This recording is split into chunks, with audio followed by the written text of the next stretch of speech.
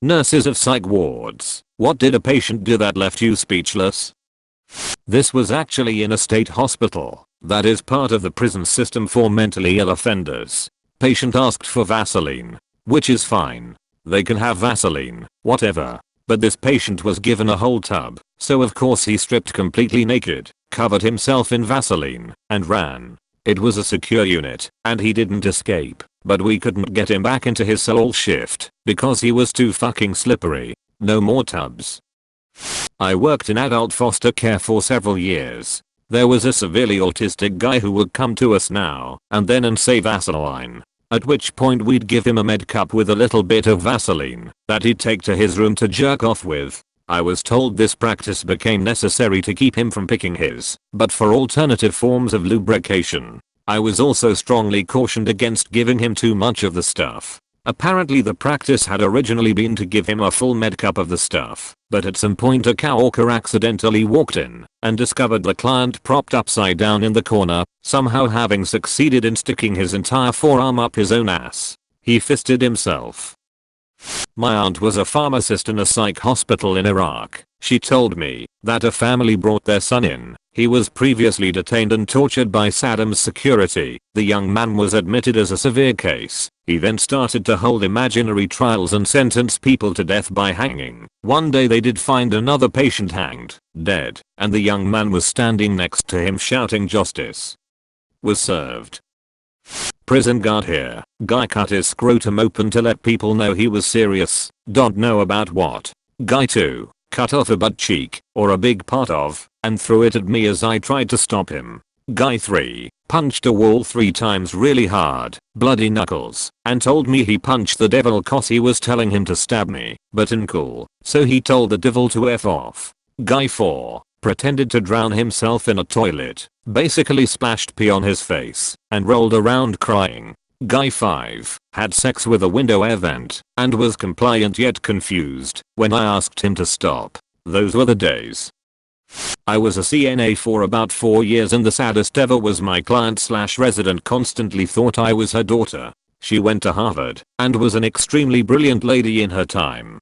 She was nonverbal, but every time I walked into her room she would exclaim, "Elizabeth, you came." I loved this lady so much. She would only eat when I fed her. She was extremely combative with everyone but me. I ended up quitting my job there, but visited her every single day. To the point that her family kind of accepted me as their family. I finally found out that Elizabeth took her own life at 21 and the fact that she thought I was her gave her extreme joy. I never corrected her, and I like to think I gave her peace when she passed holding my hand. She was an amazing lady, and I miss her to this day. When I was in nursing school I had a clinical in the state-funded psych ward downtown. I was assigned to sit with this one girl to monitor her behavior. She spent about 30 minutes doing nothing but eating pudding cups with a plastic spoon. She ate like 6 of them in half an hour. Then out of nowhere she very calmly licked her spoon completely clean and pulled her shirt sleeve up before shoving the entire spoon into an incision in her arm near her bicep. Then very calmly said, "Ops." The nurses that worked there didn't believe me. They kept saying I was making it up and that I couldn't have seen what I saw. Only later on, like 4 hours later, it was a 12 hours clinical, the orderly noticed the girl had some blood on her shirt. He took her into her room to change her clothes and noticed that an incision on her arm had dehisced and had been bleeding. Then eventually agreed to send her to the hospital for testing. The x-ray showed the entire spoon sucked into the fat of her upper arm through an incision where they'd removed a birth control implant in the week before. Apparently the girl had slowly been picking at the sutures and opening it bit by bit until it was deep enough to fit an entire plastic spoon. The girl admitted that the ops was because it had gotten sucked in and couldn't be pulled out, not because she stuck a spoon in her arm. Totally bizarre. Years ago, I was a student nurse doing my psych rotation in a Catholic facility. The nuns still wore habits and the building was like something out of the Dark Ages. I'll skip talking about the line of patients waiting to undergo ECT treatment in the basement and instead tell you about Maggie. She was a tragic case. She had been on lithium for years and it really kept her psychotic episodes in check until reached toxic levels and could no longer take it. One hot summer afternoon, we heard this banshee screaming coming from Maggie's room. We rushed in there to see what was going on. Entering the room, we are greeted by a scene I will never forget. This late 70s woman is standing on the window ledge, naked as a jaybird, screaming through the window screens at the nuns in the courtyard. "You freaking penguins are going to burn in hell." The poor sisters are scrambling to and fro trying to get away from the ranting madwoman's viscous verbal assault as we were trying desperately to pull her off the grating. I knew then and there that I would never become a psych nurse. Not a nurse, pharmacist. Had one of our clozapine patients miss a monthly meeting to discuss their medication. Called around. Found out she was in the ICU having eaten 2 of her own fingers, then visited her mother for coffee. Still bleeding. Had a friend tell me of another patient. Made a cut in his thigh and reopened it regularly until the whole thing was a scar tissue cavern. By some miracle avoiding infection. Started using his meat pocket to hold pens and coins and anything he could collect in his ward. Nobody knew until a paperclip pierced the side and he finally wound up with an infection that took him to ICU where they found his stash. Not a nurse, but have had several stays on psychiatric wards for bipolar. To be fair, on most occasions, I didn't enter the wards in the most rational and stable state myself, but what has tended to happen is that, even when they bring you back down to earth, you can end up staying for an extra month or 2 before they let you go. So I have spent some time on psychiatric wards completely sane, if not maybe firing on all cylinders. Anyway, I have seen a few shocking things, like a guy cutting open his wrists with broken glass and bleeding out pretty severely, but tbh, you quickly become desensitized. What tended to leave me speechless was the abruptness of certain behavior and its total incongruence with facial expressions, etc. For example, sitting watching a TV when a 5-foot-tall 7-stone woman calmly walks over, suddenly lifts the TV up and throws it into the wall with great force, smashing it to bits, and then calmly sits back down in an armchair declaring that the TV was ruining her painting. She wasn't painting by making the armchair give her an orgasm. She never even raised her voice. She then immediately asked me, as if it was somehow related, if I liked Lisa Stansfield.